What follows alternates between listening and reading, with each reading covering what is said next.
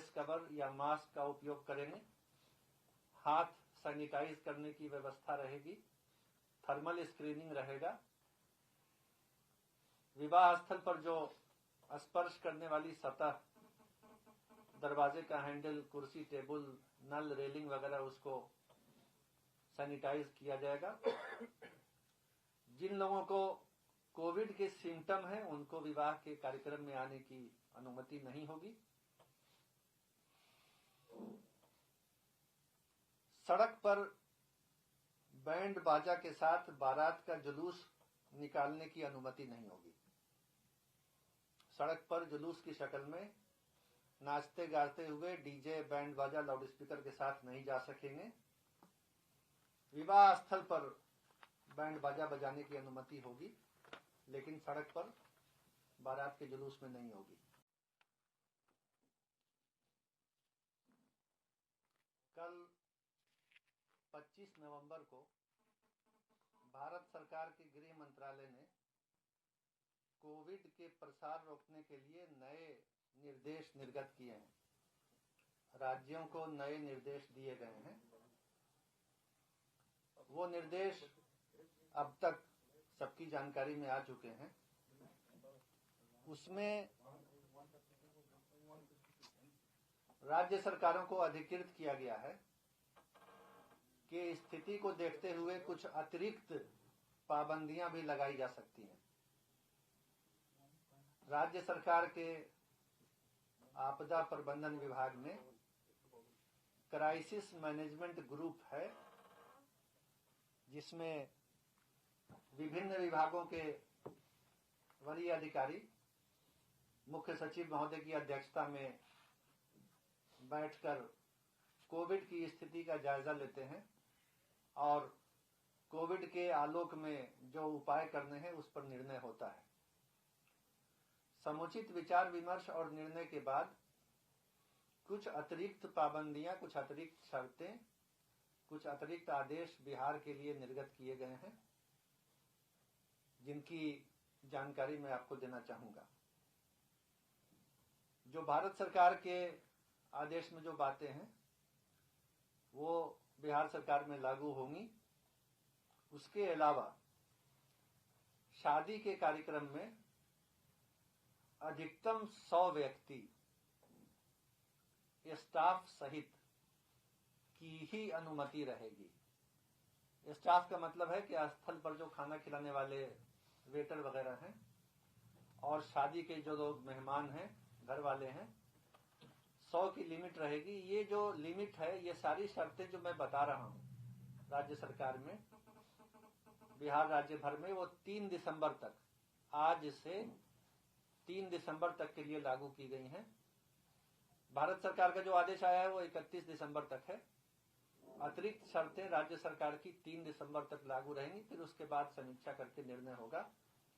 शादी में अधिकतम 100 व्यक्ति स्टाफ सहित रहेंगे। शादी के कार्यक्रम में लोग फेस कवर या मास्क का उपयोग करेंगे। हाथ सैनिटाइज करने की व्यवस्था रहेगी। थर्मल स्क्रीनिंग रहेगा।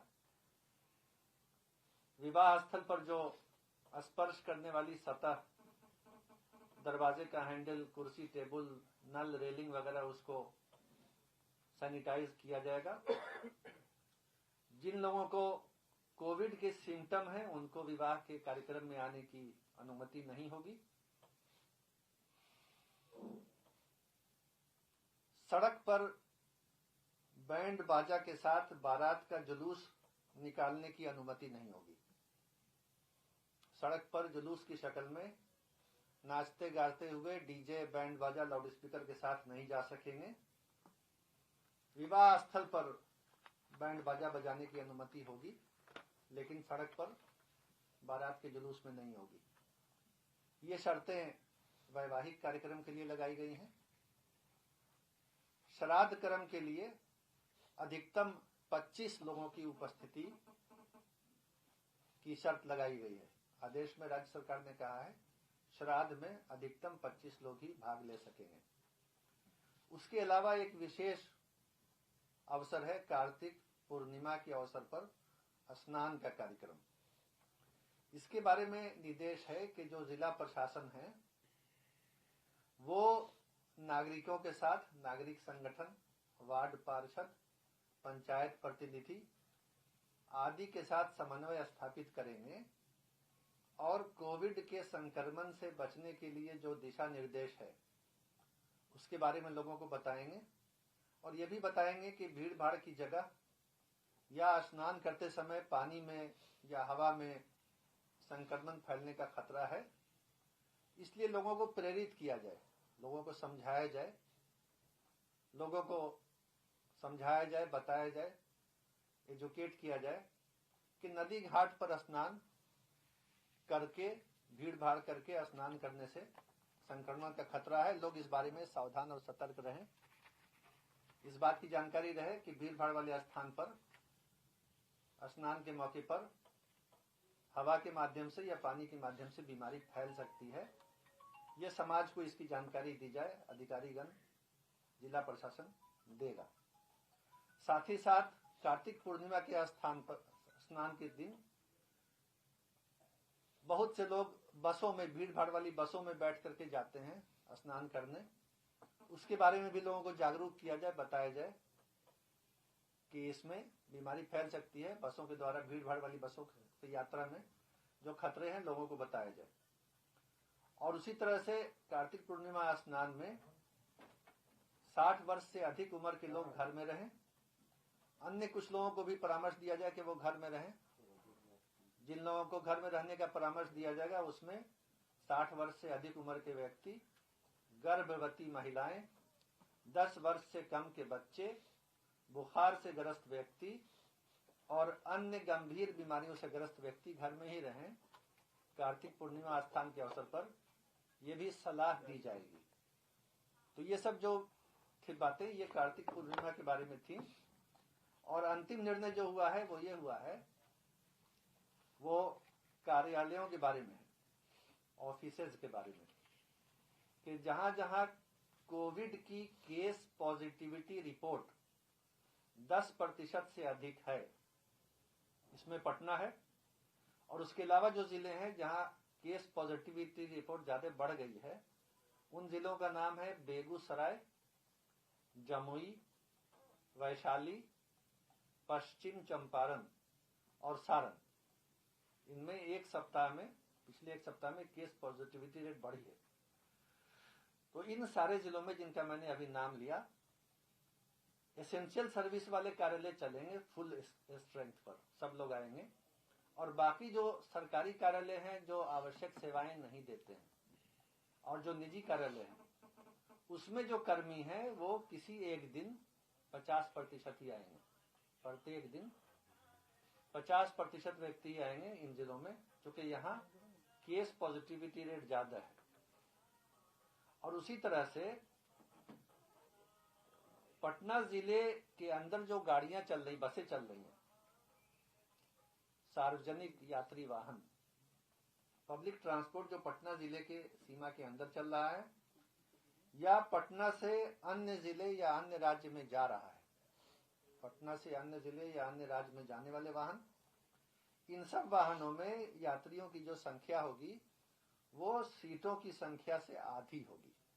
जितनी सीटें हैं उससे आधी ही संख्या में ऐसी गाड़ियों में पैसेंजर बैठाए जाएंगे जो गाड़ियां पटना जिले के अंदर चल रही हैं या पटना से अन्य राज्यों या अन्य जिलों में जा रही हैं। तो ये सारे दिशा निर्देश जो हैं वो 3 दिसंबर तक राज्य में लागू रहेंगे। और भारत सरकार के दिशा निर्देश जनरल जो हैं, इसके अलावा वो अभी से लेकर के 31 दिसंबर तक लागू रहेंगे। तो ये नया निर्णय है जिसकी जानकारी मैं मीडिया के माध्यम से राज्य के सभी नागरिकों को पहुंचाना चाहूंगा और उनसे अपील करूंगा कि अपने आप को सुरक्षित रखें, कोविड से बचने के सारे सुरक्षात्मक उपाय करें और समाज को इस बीमारी से बचाएं। धन्यवाद। सर, एक बार सर फिर से वो बताइए, जिन जिलों में कोरोना का मामला 10% से ज्यादा बढ़ गया, वहाँ पे सरकारी कर्मचारियों में क्या निर्देश था सर? आप प्रत्येक जी ये पक्ष आप स्पष्ट कर दीजिए। ये रहा आपका माइक।